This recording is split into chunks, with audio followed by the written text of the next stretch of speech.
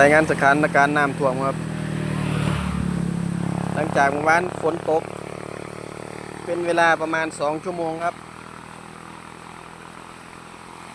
แต่ว่าป้าเขาไม่เห็นหอดใบเลยครับเนี่ย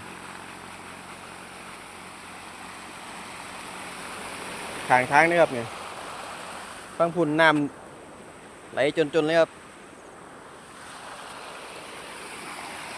ฝนตก2 ชั่วโมงเลยว่าเต็มมาเนี่ยครับปลากระไรอีปูกระไรโอ้มาคักมาเนี่ยแถมมือนี้ซ้ำมาอีกบ่มีเหลือเลยครับ